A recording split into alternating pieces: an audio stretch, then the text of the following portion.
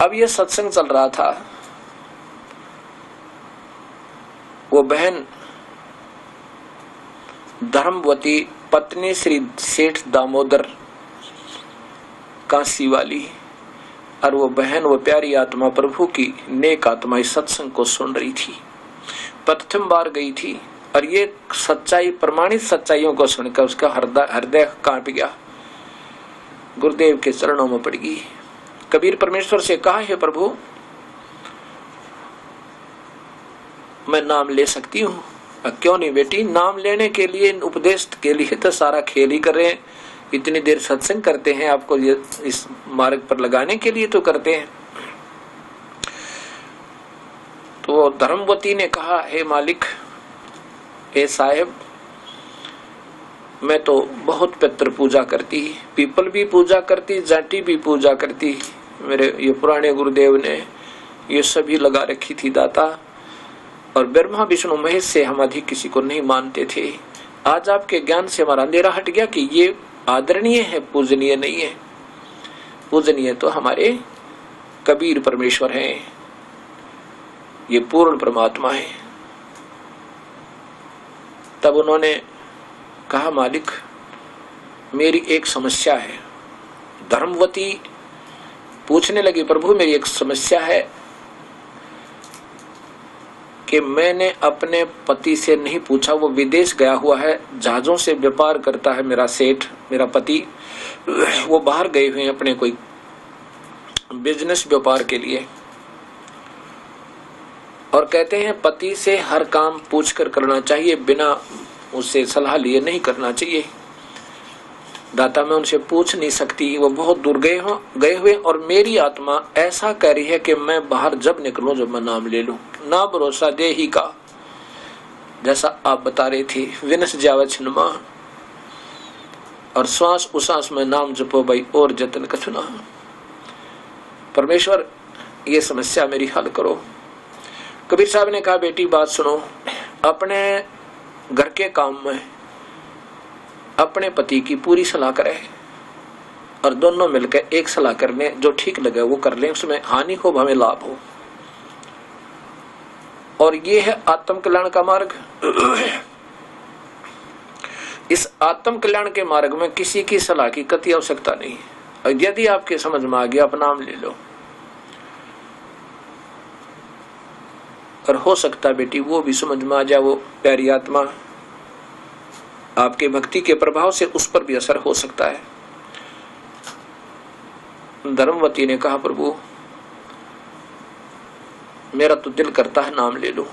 अकेले ले बेटी, चुप का मत ना। उपदेश ले लिया और कहा, मालिक, उनको भी आप ही सद्बुद्धि देना मेरे मालिक, कहीं वो मेरे से गलतफहमी ना कर बैठे। भक्ति भी करती है, नाम लेकर चली गई। और कबीर साहब ने कहा, बेटी, आज के बाद अन्य पूजा नहीं करेगी, जो मैंने बता दिया वही करेगी। अब जी वही करूंगी दाता, जो तुम कहोगे वही करूंगी, आपके चरणों में रहूंगी। आपकी कथा सुन ली सारी, अब भी अंधेरा नहीं हटाती है, अनजान समाज है। वो धर्मवती चली गई, भक्ति कर रही है, गुरुदेव का खूब सत्कार करती है हृदय से, और साथ में एक पुकार करती है, प्रभु, मेरे पति को मेरे से नाराज मत होने देना, वो कहीं गलतफहमी पैदा ना कर ले अपने मन में, क्योंकि उसका विदेश में ज्यादा रहना है, लोग कह दें कि वो तो ऐसे जाती है इधर उधर। एक दिन वो दिन भी आ गया, 5-6 महीने के बाद सेठ दामोदर वापस आए और अपने घर पर पहुंच गए। उस दिन भी कबीर परमेश्वर का उसी मोहल्ले में आसपास कहीं सत्संग था। सेठ जी का बाहर से आना हो गया और धर्मवती की तैयारी सत्संग में जाने की थी। अब धर्मवती सेठ दामोदर की पत्नी मन में ये सोच रही थी कि एक बार मेरा पति यदि उस प्रभु कबीर साहिब के, उस गुरुदेव के वचन सुन लेगा, ये तो मेरे से भी अच्छी आत्मा का व्यक्ति है, ये तुरंत स्वीकार करेगा, ये तो नाम ही ले ले शायद है। और नहीं भी नाम लेगा तो कम से कम वहां सत्संग में जाकर ये देख लेगा कि हम किस तरह रहते हैं, इसकी गलतफहमी कोई पैदा ना कर दे, कहीं हमारा यो ये जीवन नरक बन जावे।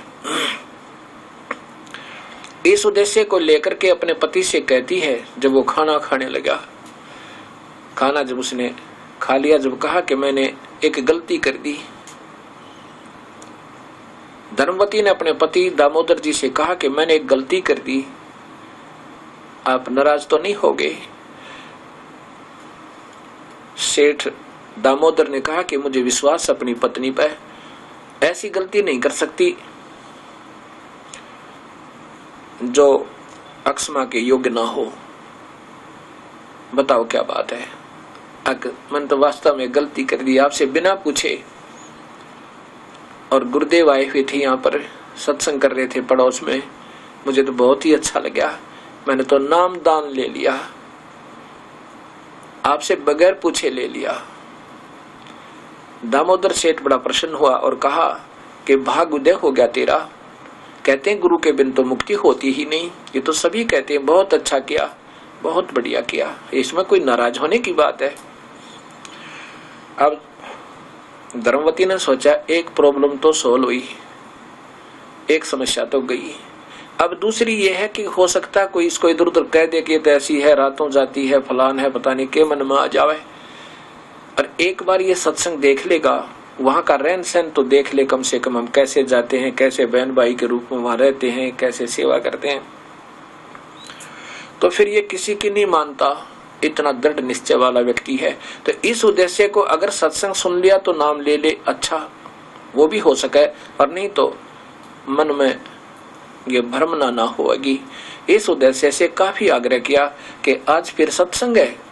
धर्मवती कह रही है सेठ दामोदर ने कि आज फिर सत्संग है और मुझे आमंत्रित किया भक्तों ने और मुझे वहां जाना है, मेरी साथ की सखी सहेली सभी जा चुकी हैं, आप मेरे साथ चलोगे?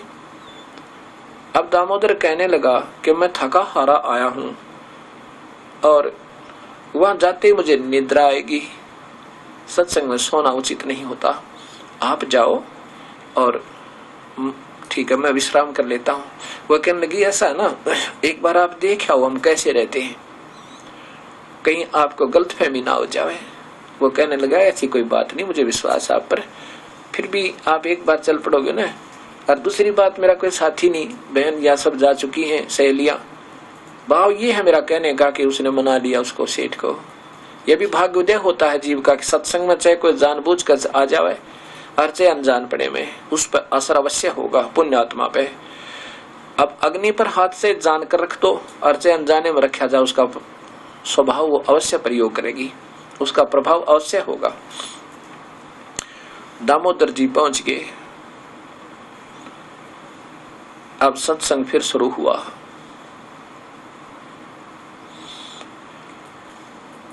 सत्संग के अंदर वही कथाएं सुनाई गई, परमात्मा ने बताई कबीर परमेश्वर ने कि वास्तव परमेश्वर कबीर साहब है, वो कबीर देव है, वो परमात्मा सतलोक में रहता है। और भगत जन कहा करते ये स्वयं आए हुए हैं, नादानो तुम समझो कुछ, अपनी महिमा आप ही गा रहे हैं। ऐसा ही गीत वेदों में लिखा कि वो परमेश्वर स्वयं आता है और अपने सर्जन किए हुए को वो स्वयं ही ठीक ठीक बता सकता है और कोई नहीं बता सकता। वो अपने सत्ज्ञान का संदेश वाहक बनकर वो कबीर परमेश्वर स्वयं आता है, वेदों में लिखा है। यजुर्वेद के अध्याय नंबर 29 के श्लोक नंबर 25 में वो अपने ज्ञान का दूत है,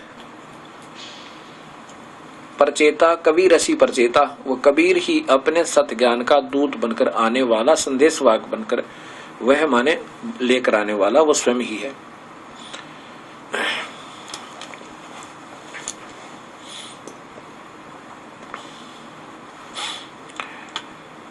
अब सत्संग के अंदर पूरी सृष्टि रचना सुनाई।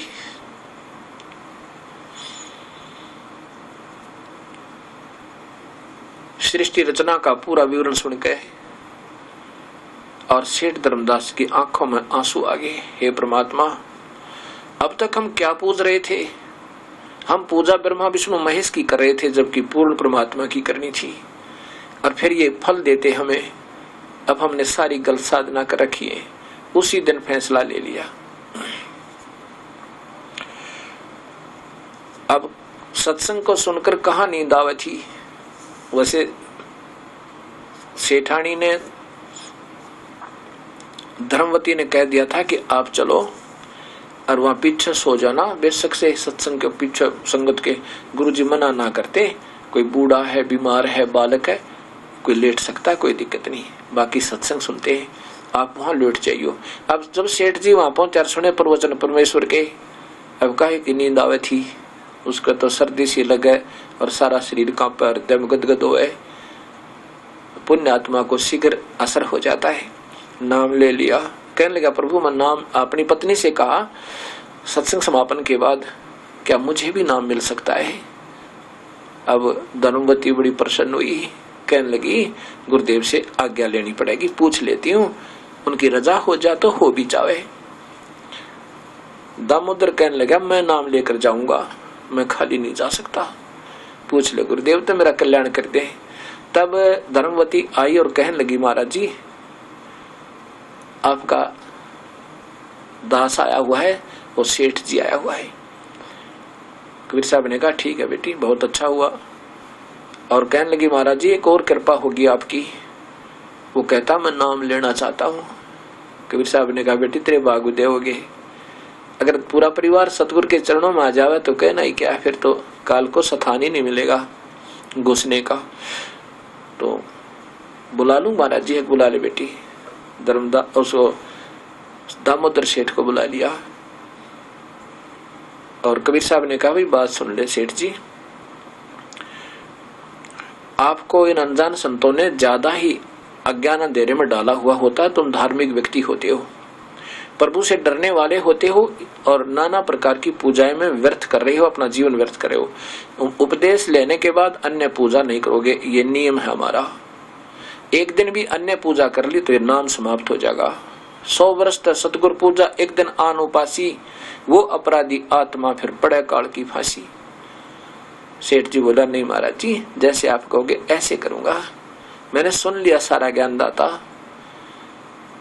उपदेश ले लिया, हाथ से बना हुआ कबीर परमेश्वर का चित्र ले लिया अपने गुरुदेव का, और वापस जब अपने व्यापार के लिए प्रस्थान किया, समुद्री जहाज से यातायात का, समुद्री जहाज से वो अपना व्यापार किया करते थे। उसमें एक कमरा बना रखा था अलग से पूजा का, उसमें पहले सभी देवताओं के ब्रह्मा विष्णु महेश गणेश हनुमान जी शेरा वाली फलानी सबकी मूर्तियां चांदी की ना जाने के बनवा कर रखी हुई थी पत्थर की। तो वो तो उठा करके जल प्रवाह कर दी, सारी की सारी जाकर समुद्र में बहा दी आदर के साथ। और एक कबीर साहब का फोटो गुरुदेव का लगा लिया। वो तो भगवान भी थे और इष्ट वीर गुरु भी दोनों ही थे। और हम बताते हैं अपने इष्ट कबीर साहब का और इस दास का भी लगा लेना, कोई बुरी नहीं होता, यह दाम अपने प्रभु। तो वहां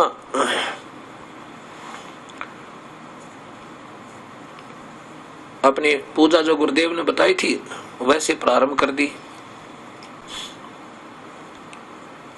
अब जो अन्य भक्त थे वो साथी थे उसके सेठ, जो पहले एक जैसी पूजा में रत थे, उन्होंने देखा कि सेठ दामोदर ने तो अपनी बहुत सारी ढेर सारी पुस्तकें मूर्तियां लगा रखी थी प्रभुओं की, अब एक भी नहीं है, और एक फोटो लगा रखा, किसका लगा रखा ये।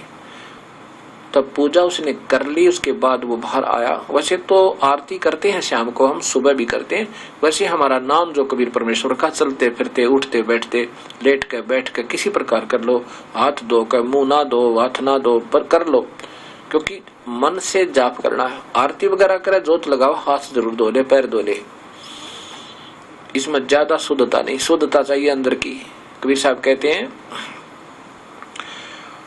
कि नहाए धोए क्या भया जमन का मैल न जा, और मीन सदा जल में रह भी धोए बास ना जाए।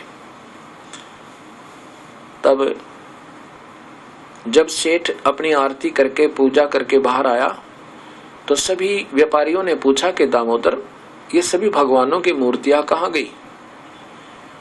जब दामोदर ने कहा कि एक कैसा दे सब सदै सब साधे सब जावे, और माड़ी सींचे मूल को तो फले फुले गावे। एक कैसा दे सब सदै, और सब साधे सब जावे। माली सींचे मूल को, ये मूल है। इस एक की पूजा से सब की पूजा हो जाती है। एक है साध है सब सद है, और सब साध है सब जावे। सब कैसे साध है और एक कैसे साध है। एक तो ये देख लिया आपने, और ये सब साधे सब जावे, ये सब साधन थे, ये हमारा भक्ति रूपी पौधा व्यर्थ हो जाएगा। ये देवी देवता ट्रेनी भी कहते ब्रह्मा विष्णु महेश और अन्य देवताओं की पूजा गीता में व्रत किया है 7वें अध्याय के 12 से लेकर और 24-25 श्लोक तक। ये सब साधे सब जावे, ये सूख जाएगा सारा पौधा। एक का साधे सब सदे, सब साधे सब जावे, और माली सींचे मूल को फिर फले फूले अघावे। यानी बहुत अच्छी तरह माली सींचे मूल को, ये मूल है, ये सींचना हमने। ये माली सींचे मूल को फिर फले फूले अघावे, यानी बहुत अच्छी तरह हमारा भक्ति रूपी पौधा फिर प्रफुल्लित हो जाएगा।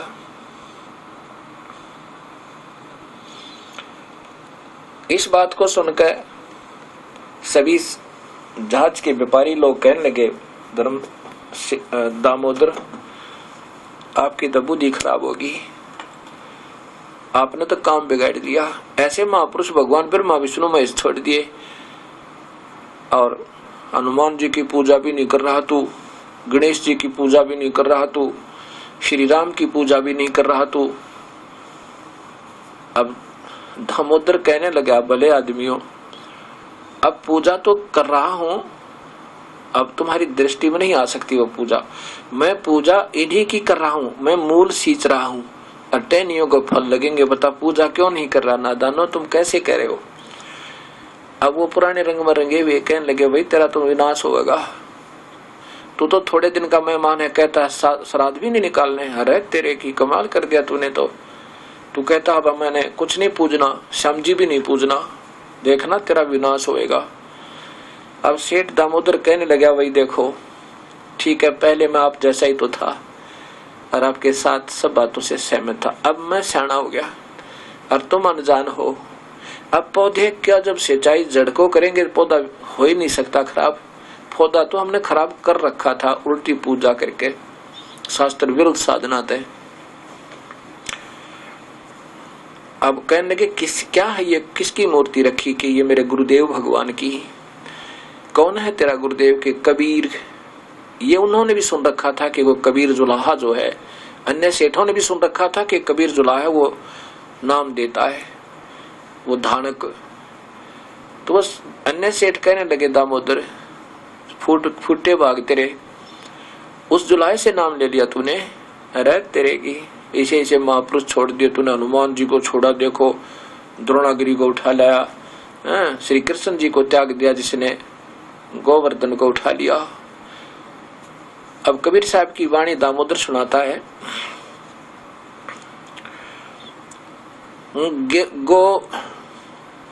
गोवर्धन कृष्ण ने धारो, द्रोणागिरी हनुमंत, शेष नाग सब सृष्टि उठारो, इनमें कौन भगवंत। यदि तुम वजन के उठाने से भगवान मानते हो, भगवान श्री कृष्ण ने ये गोवर्धन गिरिराज उठाया था और हनुमान जी ने द्रोणागिरी पर पहाड़ उठा लिया, और शेष नाग को तुम कह रहे हो अनजान संत तुम्हारे कहते हैं शेष नाग सारी सृष्टि को अपने सिर पे रखा हुआ है। वैसे तो ऐसा नहीं है, लेकिन उनके दिए हुए ज्ञान के आधार पर मालिक ने बताया है। तो फिर इनमें कौन सा भगवान? शेष नाग सबसे बड़ा हो गया जिसने ये सब कुछ उठा रखा। लेकिन शेष नाग के सिर पर, सिर के ऊपर है, सिर के सथा ऊपर रखे नहीं है। सिर के ऊपर का अर्थ उनसे सबसे नीचे पाताल लोक है, उससे ऊपर है सभी लोग, इसलिए कहते हैं शेष के सिर पर सभी ऊपर हैं। जैसे कोई सेक्रेटरीट बना हुआ हो, उसमें 9-10 मंजिल हो, और नीचे कोई अधिकारी रहता हो, और उसके ऊपर दूसरा, उसके ऊपर तीसरा, उसके ऊपर चौथा, उसके ऊपर 5वां। तो नीचे वाले को कहेंगे कि उसके सिर के ऊपर 8 मंजिल में वो ऐसे ऐसे रहते हैं, उसके सिर पर रहते हैं। पहले अपने साधारण भाषा में कहते हैं उसके सिर के ऊपर रहते। सिर के ऊपर डटे नहीं है वो, उनकी अलग से मंजिल है, उनकी छत बनी है, वो अपने अपने सपोर्ट पर रुकी है। लेकिन एक समझाने के लिए कह देते हैं कि नीचे वो फलाना अधिकारी बैठा है ना, उसके सिर पे ऊपर, उसके ऊपर है 8 मंजिल, उसके सिर पे नहीं टिकी हुआ है। ऐसे शेषनाग के ऊपर नहीं है ये शेषनाग तो वहां रहता है पाताल लोक में, इस करके इसके ऊपर ने सारे इसके ऊपर लोग हैं। उठाने वाले ने तो अपनी शक्ति से उठा रखे हैं। गरीबदास जी अपनी वाणी में कहते हैं कि कूर्म ऊपर शेष है और शेष शीश पर धौल, ये धौल धरती ले रहा ये पड़ी ज्ञान की रोल। अनजान लोग कहते हैं कि नीचे एक कछुआ है कूर्म, और कूर्म के ऊपर शेषनाग है। शेषनाग के सिर पर एक बैल खड़ा, पहले बकाया करते हमने, उस बैल के कहते हैं 1.5 सींग है, एक छोटा एक बड़ा। भूकंप आता है ना, जब एक सींग से दूसरे सींग पर पृथ्वी पर रखता है ना, तब ये ऐसे हिलती है सारी, ऐसे बकाया करते।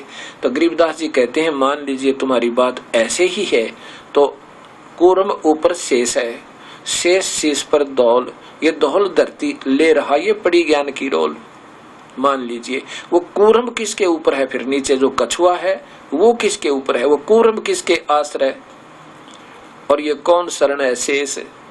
ये तो बटक बीज विस्तार है, कोई समझे ज्ञान नरेश। जैसे ये उल्टा लटका हुआ वृक्ष है अर्जुन 15वें अध्याय पवित्र गीता जी के में, और कहा कि ऐसा ही नहीं है जैसा लगे, इसका आदि और अंत नहीं है। इसको तो कोई सत्य ज्ञान बताने वाला ही, उस सत्य सूक्ष्म वेद वाले ज्ञान तक ही इसको जाना जा सकता, पूर्ण रूप से वही बता सकता, और वही पूर्ण ज्ञानी है जो इसके इस सृष्टि रूपी वृक्ष को ढंग से जानता है। वो वेदवित है, वो वेदवित है। बताओ,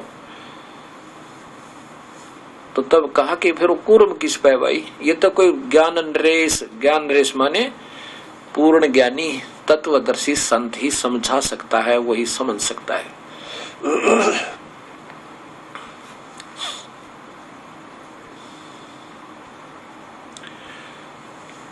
अब वो सभी हंसी मजाक करने लगे कि तेरा क्या होगा दामोदर, तेरी बुद्धि पर तरस आता हमें, तू कौन सी भांग पी कर आया है कि तूने सब पूजाएं त्याग दी। आखिर में दामोदर को कबीर कहने लगे, जुलाहा कबीर, नाम रख दिया कबीर, वो आ गया कबीर, पीछे से कहने लगे। अब वो कहता भी ठीक है तुम मजाक करो, मैं तुम्हारे बारे में कुछ नहीं कहता, आप क्यों मुझे दुखी करो। ऐसे चलता रहा। 6 महीने के बाद वो फिर वापस आ रहे हैं विदेश से जहाज के द्वारा, और अपने सारा उसमें पैसा भी माल भी जहाज के अंदर लेकर आ रहे हैं, सभी व्यापारी साथ में दामोदर जी। एक बहुत भयंकर साइक्लोन समुद्र के अंदर खड़ा हो गया। साइक्लोन होता है एक समुद्री तूफान, जैसे वायु में मिट्टी उड़कर ऊंचे तक हो जाती है और बहुत भयंकर स्पीड से चलती है गति से, ऐसे ही जलवायु में उड़ लेता है ऐसे आंधी की तरह, और उठकर ऐसे बहुत स्पीड से 150-200 किलोमीटर प्रति घंटा की स्पीड से चलता है, और उसकी लपेट में जो आ जाए जहाज जूझ का पता नहीं लगा कहाँ गया। ऐसा ये आता बहुत दिनों के बाद है, कभी कभी होता है। तो वो सतिथि होगी। उधर से कबीर परमेश्वर सत्संग कर रहे थे, सर्दियों के थोड़े सर्दियों के दिन थे। थोड़ी देर में लीला की प्रभु ने कि उनके सारे बाल और दाढ़ी और कपड़े गीले नजर आवे। सामने बैठे हुए भक्तों ने पूछा, प्रभु क्या हो गया आपके गुरुदेव, आपके तो कपड़े गीले हो गए। कबीर साहब ने कहा कि अपने सेठ दामोदर है ना, धर्मवती के पति, वो जहाज से आ रहे थे भाई, समुद्री जहाज से, उनका जहाज डूबने लगा था, वो जाकर के बचाया है मैंने। अब जो मेरे जैसे अज्ञानी थे, जिनको विश्वास नहीं था अपने गुरुदेव पे, उन्होंने सोचा गुरुदेव तो एक आधी बार तो बिल्कुल सफेद झूठ बोल देते, हमारे सामने बैठे और कहते जहाज बचा के आओ। ये शब्द अपना प्रवचन कर रहे थे, संगत ज्यादा बैठी है, गर्मी से पसीने आगे होंगे, अपने मन में ऐसे सोच रहे। उधर से क्या होता है कि साइक्लोन खड़ा हो जाता है और सभी जहाज के यात्री कांपने लग जाते हैं, आकाश मर के भैया, हे परमेश्वर ये क्या हुआ। कोई अपने इष्ट किसी को याद करे, कोई किसी को रख करे, कोई राम को, कोई श्री कृष्ण को, कोई ब्रह्मा, कोई विष्णु, कोई माता, कोई मसाणी, सब अपने देवताओं को, अपने अपने देवताओं को याद कर रहे हैं। लेकिन ये देवता ब्रह्मा विष्णु महेश ब्रह्म पर ब्रह्म तक कर्म के दंड को नहीं काट सकते। कबीर परमेश्वर हमारे दुर्भाग्य वाले कर्मों को काट सकते हैं और हमारे पाप कर्मों का विनाश कर सकते हैं। अब सभी ने जब प्रार्थना की कोई असर नहीं हुआ और ऐसा लगा कि ये तो घंटे 2 घंटे में हमारा कति काम बिगड़ जाएगा। देखा वो दामोदर सेठ आराम से बैठा है, अपने प्रभु के चिंतन में उसका सिमरण कर रहा है कबीर परमेश्वर के दिए हुए मंत्र का। जब वो बिल्कुल घबरा चुके तो उन्होंने कहा, एक स्याना था, वो सेठ स्याना कहने लगा समझदार सा कि भाई यूं कहते हैं जो पूर्ण संत का, पूर्ण परमात्मा के उपासक होते हैं ना, उनकी प्रभु सुनवाई करता है। दामोदर से प्रार्थना करो भाई। सभी मिलकर दामोदर से कहा, दामोदर आप अपने भगवान को याद करो, आज बात बिगड़ गई है। दामोदर सेठ ने कहा कि मेरा तो भगवान एक जुलाहा है, मेरे तो गुरुदेव एक जुलाहा है, छोटी जाति के गरीब हैं, वो क्या कर सकते हैं जब आपके हनुमान जी नहीं कर पा रहे, अपने कृष्ण भगवान श्री राम नहीं कर पा रहे। गरीबदास जी कहते हैं, मासा घटे ना तिल बधे विधना लिखे जो लेख, और सच्चा सतगुरु मेट के ऊपर मार दे मेघ। पूर्ण संत से संपर्क में आने के बाद वही कबीर परमेश्वर ही अपनी शक्ति से उसके सारे कार्य उनके शिष्यों के किया करता है। वो ऊपर मार, मासा घटे ना तिल बधे, जो विधाता ने लेख लिख रखे थे उनका विनाश वही होना था यदि शरण में ना होता दामोदर, तो ऐसा लिखा था। और पूरा सतगुरु पूर्ण संत उनको खत्म करके और परमानेंट मेघ मार दे, अर्थात उन पर कति उनको खत्म कर दे और अपनी तरफ से लिख दे उनके सौभाग्य को। ये वो कबीर परमेश्वर है। अब सभी कहने लगे, दामोदर अब ये बात कहने की नहीं, अब ना कहे ये बातें, हमारा हृदय दुख है, हमसे गलती होगी, हमने आपको बहुत बुरा भला कहा, माफ कर दे हमें। दामोदर ने कहा कि तुम बैठ जाओ। वो बैठ गया। वो कहने लगे, बैठा नहीं जाता, कैसे बैठ जाए, अब बैठ जाओ, बैठ जाओ, प्रभु पर विश्वास रखो, अपने कबीर परमेश्वर पे, उस पूर्ण ब्रह्म पे। दामोदर खड़ा हुआ और कहा, हे परवरदिगार, मैंने आपके गुण बहुत गा दिए इनके सामने, और मैंने बड़ी महिमा गाई आपकी कि मेरे भगवान ये कर देते हैं, मेरे दाता ये कर देते हैं, आप समर्थ हो, कोई शक नहीं, आपके गुणों से मैं परिचित हो चुका हूं। प्रभु, हो सकता है इस मुझ जैसे तुच्छ जीव की इतने पिछले जन्मों की ये बहुत ज्यादा खराब किस्मत हो, ऐसे बुरे कर्म मेरे हों दाता कि आपके चरणों में भी मेरी सुरक्षा ना होनी हो और मेरी मृत्यु ऐसे लिखी हो। ए मालिक, मुझ नीच के कारण मेरे भगवान की बेइज्जती होगी, दाता आज रक्षा कर दो, आज रक्षा कर लो, और बाद में चाहे मुझे कुत्त्याड़ी मौत मार देना, मैं तैयार हूं मालिक, मेरे कारण आपकी आज बेइज्जती होगी। इतना कहकर बेहोश हो गए, हृदय तो पुकार गए और गिर गए। जो ही वो बेहोश हुआ, इतनी देर में उस समुद्री तूफान बहुत नजदीक आ गया था, वहीं का वहीं एकदम ऐसे नीचे हो गया जैसे समुद्र में हलचल भी नहीं है। बोलो कबीर परमेश्वर की जय। अब देखा सभी यात्रियों ने कि ये तो बिल्कुल विनाश होने वाला था और एकदम रुक गया, जैसे ब्रेक ला दिया करे। ब्रेक में भी गाड़ी कुछ थोड़ी बहुत जा सकती है, 20, 30, 50 फुट, लेकिन वहीं का वहीं रुक गया। और सब ने दामोदर सेठ को होश में लाए, उसके छींटे लगाए पानी के, और कहा, दामोदर आज रक्षा कर दी आपके भगवान ने हम सब प्राणियों की। उसको कंधे पर बैठा लिया दामोदर को, और कहता, बोलो दामोदर की जय। दामोदर सेठ ने कहा कि नहीं, जय बोलो मेरे कबीर भगवान की, जिसने आज हमें जीवन दान दिया। सभी यात्रियों ने कहा कि हम चलकर आज नाम लेकर ही घर में जाएंगे, नहीं तो हम नहीं जाएंगे। अब जैसे हफ्ते 2-4 दिन में, हफ्ते में वो पहुंचे अपने काशी में। वहां पहुंचे तो उस दिन भी रात्रि का सत्संग था, कबीर परमेश्वर सत्संग कर रहे थे। सभी जहाज के यात्री दामोदर के साथ सीधे वहां पहुंचे। गुरुदेव की झोपड़ी के पास जहां सत्संग हो रहा था। अब बाहर से सभी कह रहे हैं, वो जहाज के यात्री, जय हो कबीर साहब की, जय हो बंदी छड़ की, बड़ी दया करी मेरे दाता, आपने हमारी जीवन दान दिया है। कबीर साहब जानी जान थे, अंतर्यामी थे। वो कहने लगे अभी बाहर कौन बोल रहा है, पता करियो सत्संग से बाहर कौन क्या शोर हो रहा है। भगत जन उठ कर गए, उन्होंने देखा, क्योंकि दामोदर सेठ जब व्यापार में गया था तो कई महीने, 1 महीना रुका था, रोज आता था, वो सब जानते थे। उन्होंने आकर बताया कि सेठ दामोदर के साथ कुछ सेठ आए हैं और वो नाम दान लेना चाहते हैं प्रभु आपसे। कबीर साहब ने कहा बुला लो। अंदर जब आए साहब के पास सत्संग के स्थल पर, कहे, हे प्रभु आपने हमारा जीवन दान कर दिया, आपने हमारी रक्षा करी, आज आपकी दया से, आपके प्यारे भक्त दामोदर के प्रार्थना से आपने हमारे जीवन दान किया, हमारे जान और माल की रक्षा की। वो तो अंतर्यामी थे, वो जाने थे, फिर भी उनके मुख से कहना चाहते थे ताकि अन्य संगत जो अधूरे सुधूरे शिष्य हैं इनका भी मन परिपक्व हो जावे, इनका दृढ़ विश्वास बने इस दास पे, उस कबीर परमेश्वर पे। का भी बात बताओ क्या है। जब उन्होंने सारी कहानी बताई, दाता ऐसे ऐसे हो गई थी, समुद्री तूफान में हमारा जहाज उसके फेंट में आने वाला था, और आपके ने ऐसी दया करी, इस दामोदर की पुकार से आप मालिक जो का तो रोक दिया।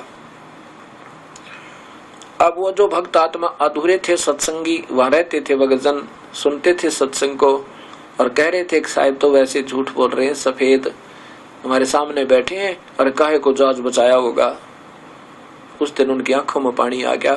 उन्होंने भी अक्षमा याचना की, दाता हमारे से गलती होगी, हमारे अंदर एक मन में खोट आया था मेरे प्रभु।